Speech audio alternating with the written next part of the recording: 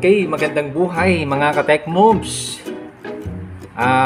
Welcome po sa ating channel, Tech Moves for Fun. Sa channel na ito, what you see is what you get. Alright, so our vlog, ngayong oras na ito, ang ating video na aking ipapakita po sa inyo ngayon ay paano ba ang settings ng ICOM IC28 Delta Hotel, yung kanyang tinatawag na repeater settings. Paano ba ito isasakay? Ayan, yan yung topic natin ngayong vlog po na ito. Paano ba natin isakay itong radyo na ito sa repeater? Ibig sabihin, ipapakita ko po sa inyo kung paano ang kumpletong gagawin para maiset natin, maisakay sa repeater ang ICOM IC28 Delta Hotel. Pero bago ang lahat, kung ngayon ka lang napadpad sa ating channel mga ka-Tech Moves, i-click mo na yung subscribe button. Ayan, tapos i-click mo na rin yung notification bell katabi ng subscribe button para updated ka lagi sa mga videos na aking i-upload sa channel na ito. Okay? So magpatuloy tayo sa ating topic. So meron tayo dito ICOM IC28 Delta Hotel. Ayan. So ito po ay halos kakambal ng ICOM 28 Hotel. Pero konti lang yung pagkakaiba nila actually ng 28 Hotel. Ayan, isa na dito yung dito mga ka-Tech Moves. Sa 28 Hotel, isa lang yung ilaw nung pong transmit tsaka receive. Pero dito sa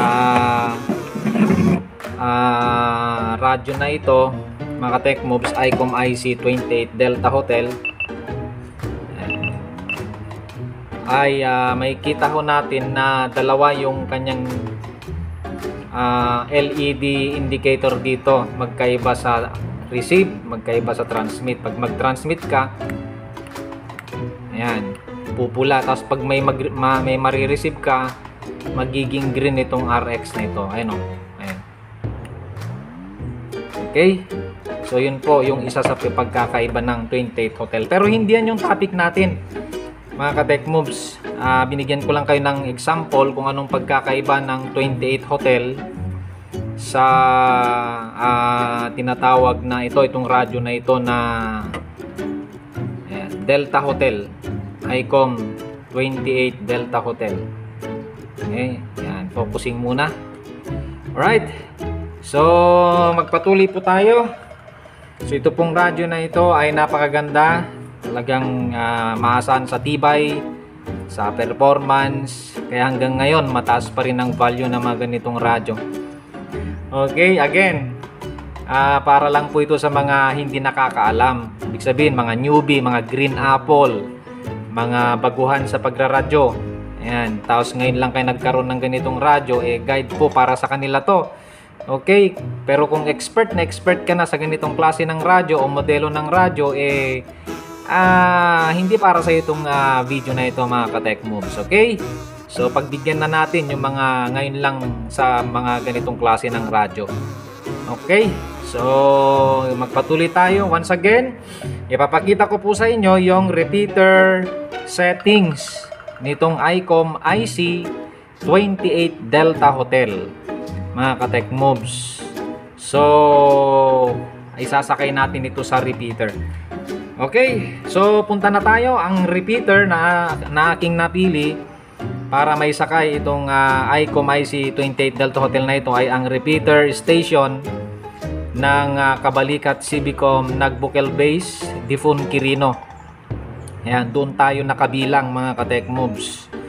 Kabalikat Cibicom, shout out sa mga ka-41s natin dyan sa Kabalikat Cibicom Nagbukel Base. Okay, Difun Quirino. Ayan, shout out po sa inyo. At yun, so meron tayong repeater doon mga ka-Tech Moves, kaya doon natin isasakay ito. At ang aming frequency doon of course ay 146 146250.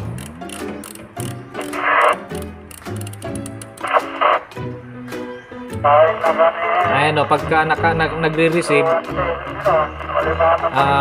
tawag nito, nagiging green. Itong 146750 mga ka-tech moves, sa Baguio pa yan. O, tingnan nyo naman. Okay, 146750 Baguio station nito mga ka-tech moves, napipick up natin dito sa Cabarugis, Quirino. Ayan. Ganyan ho kaganda itong mga ganitong radyo. Talagang napakagandang mag-receive mga ka-tech moves. Kwan yan, istasyon ng mga taxi driver sa Baguio. Okay, 146750. Ayan. Kaya nakakatuwa mga ka-tech moves pagka pumupunta ako sa frequency na ito para i-check yung mga nag-uusap. Nakakatuwa kasi nakakaabot tayo sa ganung kalayo. Baguio City, yan, Benguet mga ka-tech moves. 146750, istasyon ito ng mga taxi driver doon sa Baguio. Okay, so tingnan nyo naman, nasa Cabarugis, Quirino ako mga ka-tech moves. Tingnan nyo kung gaano kalayo ang Benguet, Baguio City mga ka-tech moves. Napakalayo niyan, pero napapakinggan natin sila. Okay, so punta na tayo sa 250.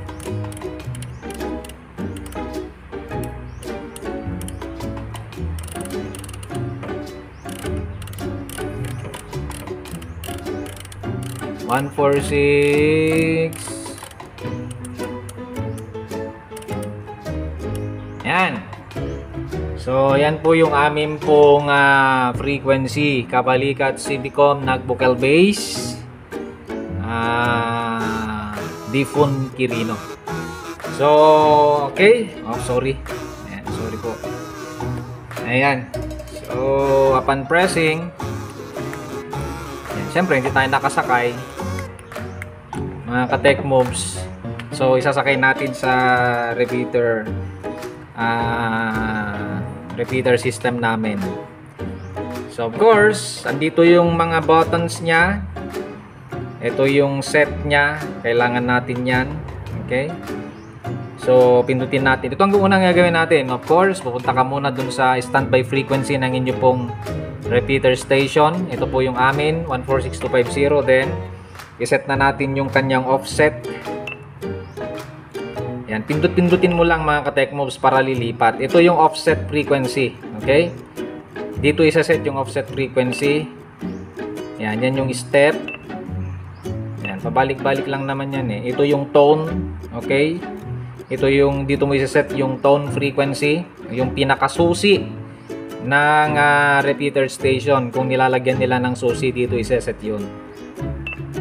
Ayan, so dito po yung offset. Ayan, yung step. Ayan, ganun lang, yun lang, ganun lang kasimple itong mga ganitong radyo sa may set nya. So una, of course, yung ating offset frequency. Okay, so yun yung next step mga ka-tech moves. Yung first step, ilagay mo muna sa standby frequency nyo. So yun na yun sa amin, 146250. Then next step, iset mo na ngayon yung kanyang offset frequency. So nandito na po tayo sa kanyang offset frequency.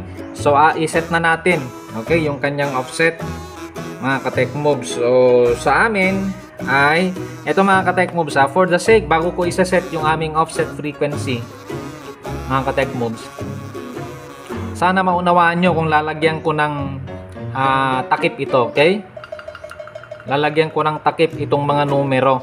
Ayan, habang nag-explain ako dito ay hayaan nyo na sana ay maunawaan nyo sana for privacy sake. Okay, for privacy sake ng aming istasyon o repeater station. Kasi syempre baka may mga iba dito na nanonood sa aking channel na malapit lang dito sa aming repeater station na hindi naman miyembro ng Kabalikat Civicom, baka pagtripan itong aming istasyon. So sana maintindihan nyo yan mga ka-tech moves ha. So lalagyan ko na, ito na, lalagyan ko na.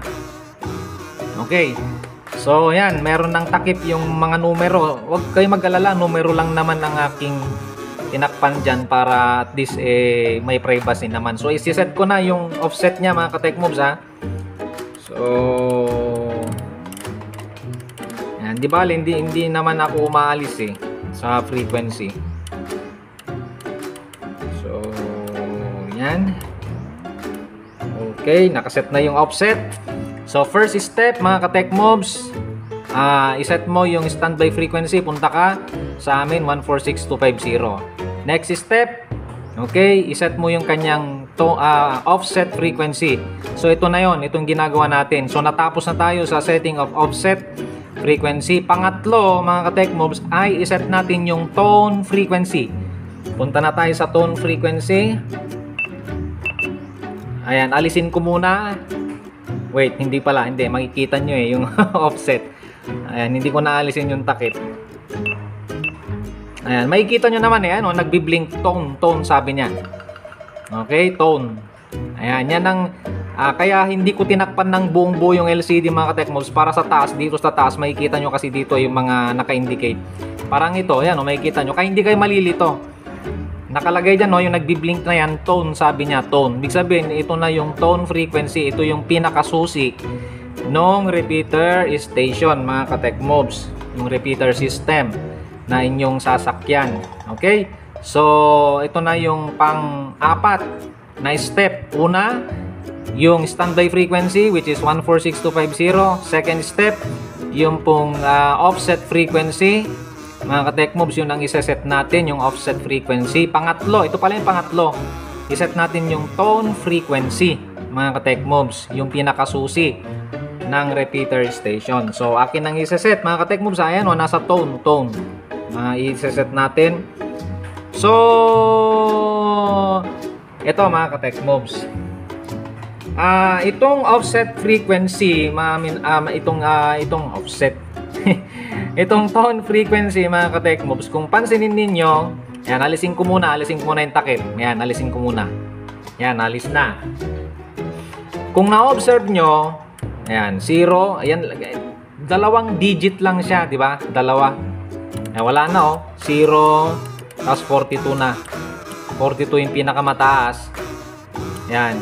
1, 2, 3, 4, 5, 6, 7, 8, 9, ganyan. Ayan. Sir, marahil tanong nyo, sir, paano naman kung yung aming tone frequency ay nasa 100 plus? Ayan, yung tone settings. Okay, yung tone frequency o kaya yung pinakasusi, yung tone set. Paano sir kung 100 plus yung aming amount o yung tone frequency? Paano namin ilalagay 42 lang yung pinaka maximum ng ICOM IC Delta Hotel? Marahil yun yung tanong ninyo. Huwag kayong mag-alala kasi doon sa Google, i-google ninyo, ay makikita nyo doon mga ka-tech moves yung pong ano ba ang tawag dito?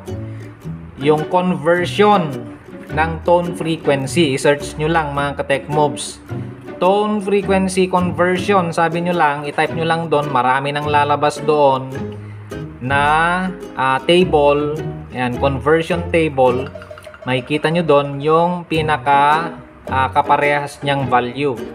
Okay, halimbawa 118 sana, kunyari lang kung meron bang 118 na tone frequency, kunwari 118, let's say. Dun sa conversion table na yon, makikita mo dun sa 118, hanapin mo lang yung 118 doon. At meron ka nang makikita doon na value niya, converted value. At 2 digit lang yon mga ka-tech moves. Okay? 1 and 2 digit lang yon mga ka-tech moves. Hindi magiging 3 digits yung converted value. Parang ito, 2 digits. Okay? So, pwedeng 1 digit, pwedeng 2 digits mga ka-tech moves yung magiging conversion nung tone frequency na 118. Yan, let's say, example lang yon. So, ganun yon mga ka-tech moves. Now, in our case, ayan, ito, tatakpan ko na ulit. Okay? Allow me to cover. Nasa tone pa rin tayo, tone settings. So, sa aming case mga ka-tech moves, ang aming tone frequency ay of course hindi ko nasasabihin, pero ang kanyang conversion syempre meron sa table mga ka-tech moves, at akin na siyang isa-set. Okay, isa-set ko na siya.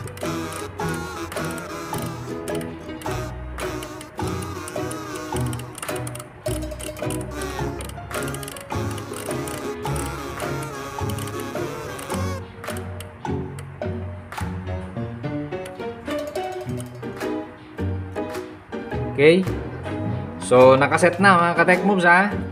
So, yan na po yung aming tone frequency. So, nakaset na. Pag na-set mo na yung tone frequency mo, ay i-press mo lang itong set ulit.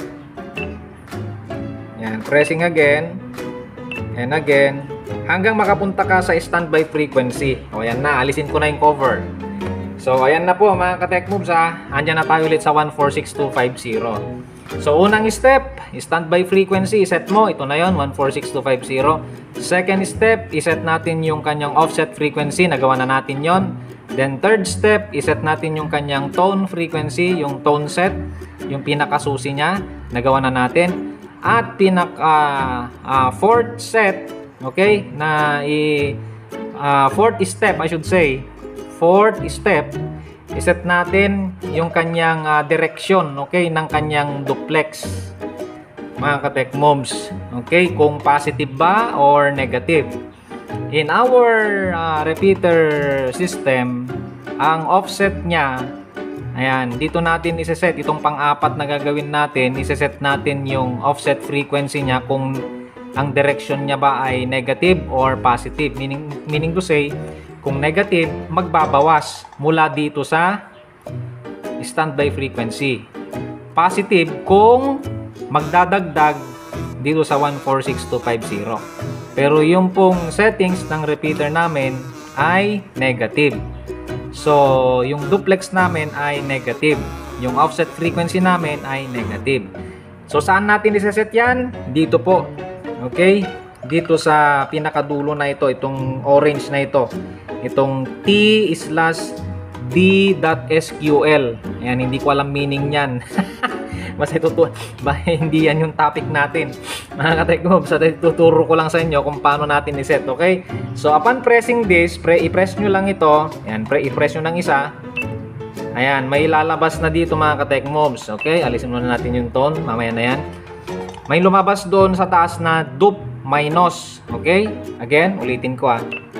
Ayan, kunyari ganyan.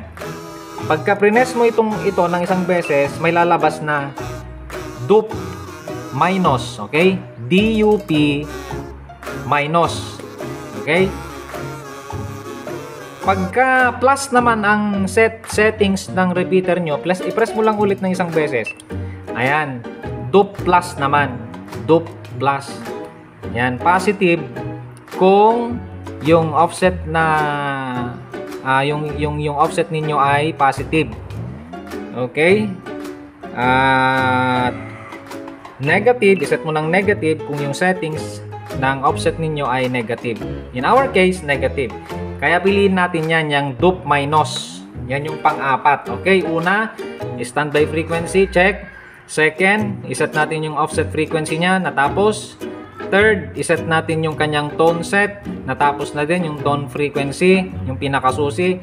Fourth, ito na po yun. Iset natin yung direction ng offset natin, which is negative in our settings, repeater settings, negative, kaya dup negative ang nakalagay. Pagkatapos nyan, iset natin, i-activate natin yung tone. Okay, paano ba i-activate yung tone? Ito na yung pang-5 at pang-huli. Okay, na step. Okay, pang-5. I-activate na natin yung tone sa pamagitan ng itong call. Okay, itong call, pindutin mo lang isang beses. Yan, lalabas na yung tone doon na salita o word. Yan, tone. Yan, lumabas na. Okay, then dup minus. Yan. So, all set na po ito. Makakasakay na yan. Makakasakay na yan sa repeater station. Ganun lang kadali. 5 step lang mga ka-tech moves. Una, standby frequency. 146250, check. Number 2, iset mo yung offset frequency niya, natapos na yon.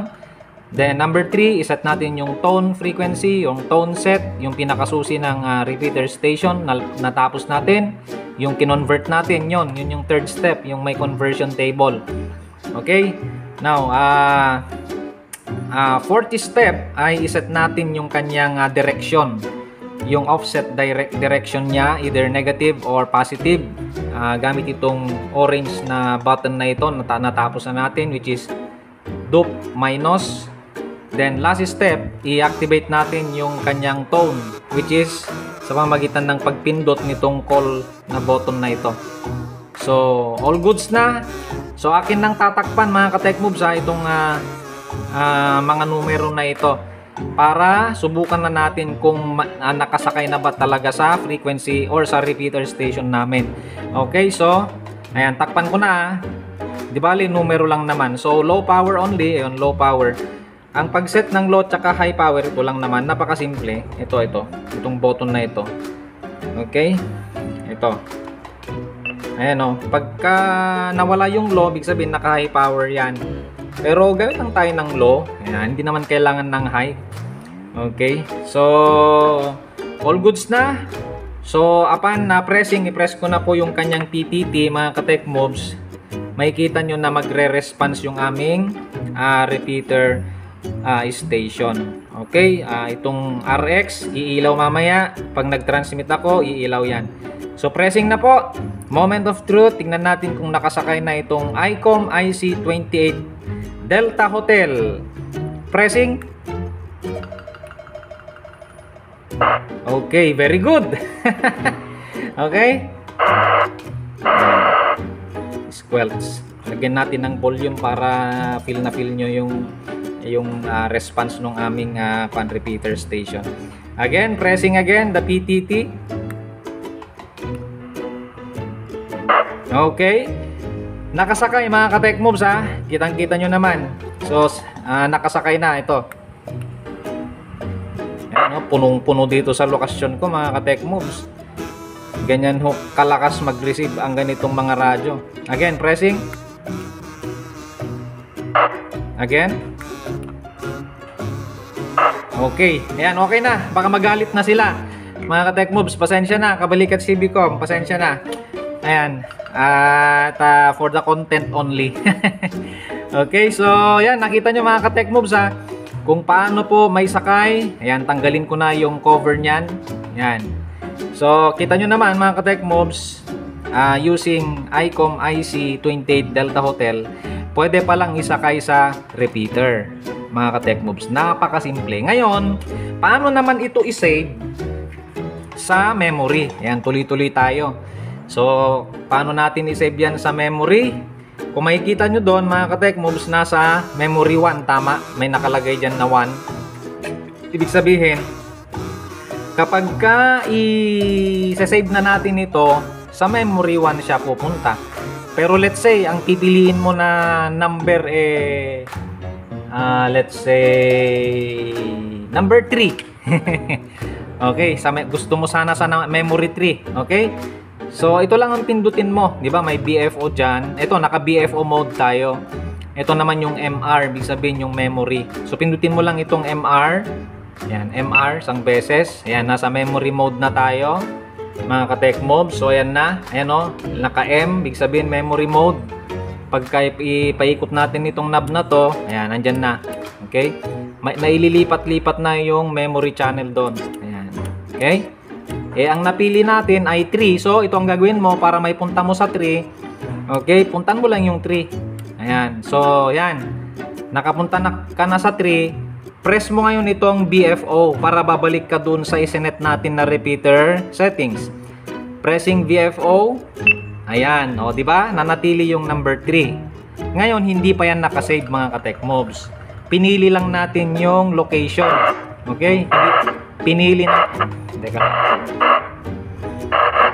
Feedback. So, pinili lang natin yung ingay naman. Tama na. Okay? So, pinili lang natin yung location nung pong pagka yung pagse-savean natin, which is number 3, mga ka-tech moves. So napili na natin. Next step, paano na natin i-save itong settings na ito sa memory channel 3? By pressing this right button. Ito. Okay, yung button na yan, right, mga ka-tech moves. So i-press na, i-hold mo ito. Huwag mo lang siyang i-press, kundi i-hold press mo siya, okay? Hanggang tutunog yung tutut. Sabi niya, yung dalawang magkasunod na tone. Sabi, ang maririnig natin mamaya ay titit, parang ganon, okay? Ibig sabihin, nakasave na pagka ganon. So i-save na natin. I-long press mo lang itong right button na ito, pressing. Okay, narinig nyo naman mga ka-tech moves, ano? Titit, sabi niya. Ibig sabihin, nakasave na to sa memory 3. Okay, so paano natin i-check kung nakasave na yan sa memory 3? By pressing the memory button, of course. I-check natin kasi nasa BFO tayo eh. Dito tayo sa BFO. Yan, pinipress ko yung BFO. So i-check natin, i-press natin yung memory mode. Yan. Ibig sabihin, nandun no, naka letter M yon, nasa memory mode na tayo. Ayan o, nasa number 3 na. O yan. O, diba? O, yan na yung settings natin, no, na sinave natin. O, ganun lang kadali mag-save, okay, sa memory itong ICOM IC28 Delta Hotel. O, diba? Pakasimple. O, yan. Okay, kung gusto mong bumalik sa BFO mode kanina, i-press mo lang ulit tong BFO. O, yan. Yan na yung pan natin kanina. So, yun lang mga ka-tech moves. Sana nag-enjoy kayo sa ating tutorial ngayong oras na ito. Kung paano ba natin isakay sa repeater ang ICOM IC28 Delta Hotel. Napakadali. Wala kasi akong mahanap sa YouTube, kaya gagawan natin ng content para makatulong sa mga hindi pa nakakaalam.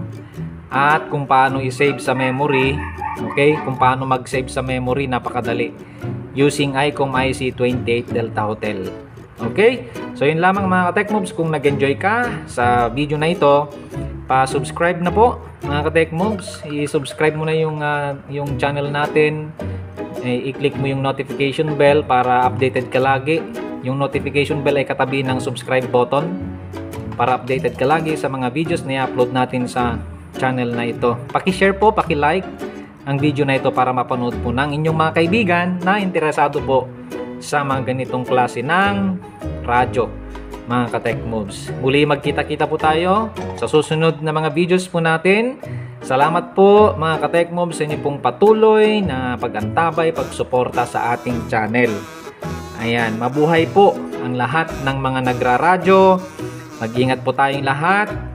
Ito po ang inyo pong lingkod, ang inyo pong channel Tech Moves for Fun na nagsasabing sa Diyos lamang umasa at wag sa maling akala. Again, this is Delta Whiskey 2 Alpha Delta X-Ray DW2ADX. See you po. Marami pong salamat.